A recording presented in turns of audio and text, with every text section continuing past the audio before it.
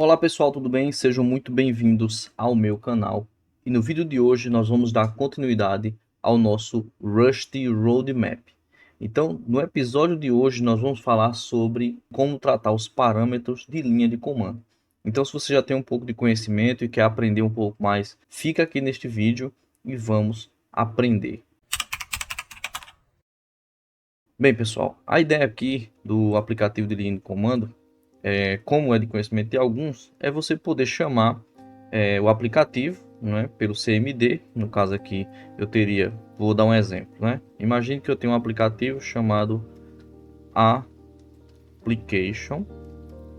Como eu estou utilizando o Windows, eu vou chamar ele como sendo exe.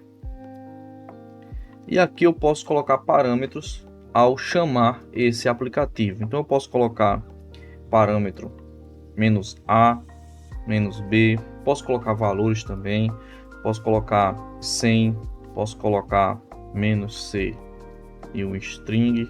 Todos esses parâmetros, quando você chama uma aplicação, ele é recebido, né, por aquela aplicação e ele é armazenado em estrutura de dados específica da aplicação, que no caso da linguagem Rust são os argumentos de linha de comando.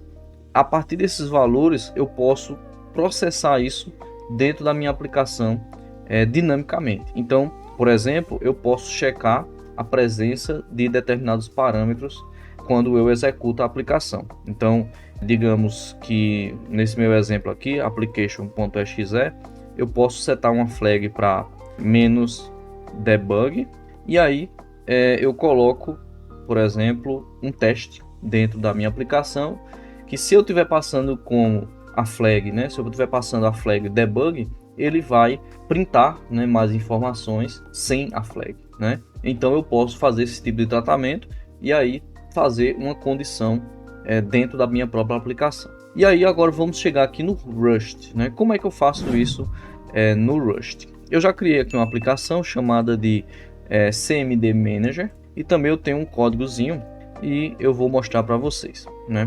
Primeiro passo, né, vamos observar de onde vêm esses parâmetros, né? Então, para a gente utilizar os parâmetros de linha de comando, nós vamos utilizar esse objeto aqui. Ele é o env, args. A aplicação, quando ela é chamada, ela tem uma estrutura de dados capaz de manipular aqueles objetos recebidos. E aí, uma vez recebidos, eles vão ser processados dentro da aplicação. Então, feito isso, ele vem como uma lista, tá? Então, é uma lista de objetos. O primeiro elemento dessa lista é o nome da aplicação.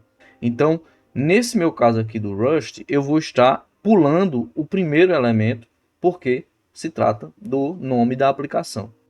Pois o sistema operacional ele passa o nome da aplicação como o primeiro elemento da lista. Então, na linguagem Rust, a gente faz um skip para poder descartar o primeiro elemento, né? Feito isso, por se tratar de uma lista, né, nós vamos ter aqui um objeto, né, por vez dentro dessa lista, e sempre que houver a passagem desse objeto, ele vai converter de string para um número sem sinal de 64 bits. Se essa conversão ele der erro, ele vai retornar este erro e vai sinalizar para mim que houve um erro de conversão. Que também eu fiz uma checagem para que haja pelo menos um elemento presente, porque como aqui ele está fazendo um push, né, dentro do vetor de numbers.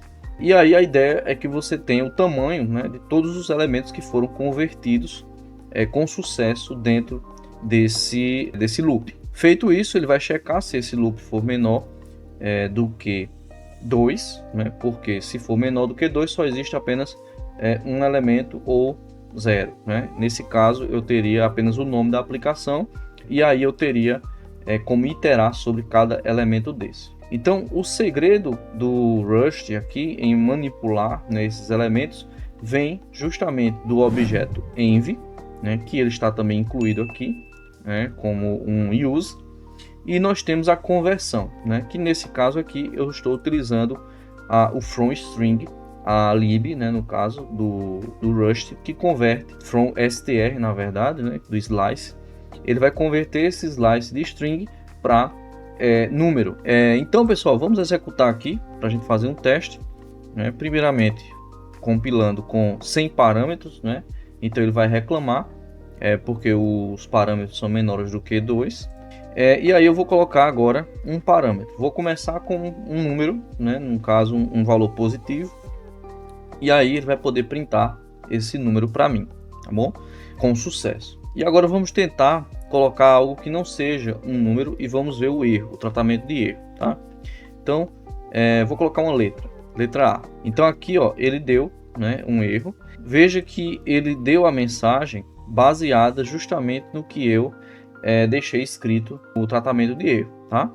Que é o erro passing argument. Então, ele entrou aqui e conseguiu retornar essa mensagem de erro.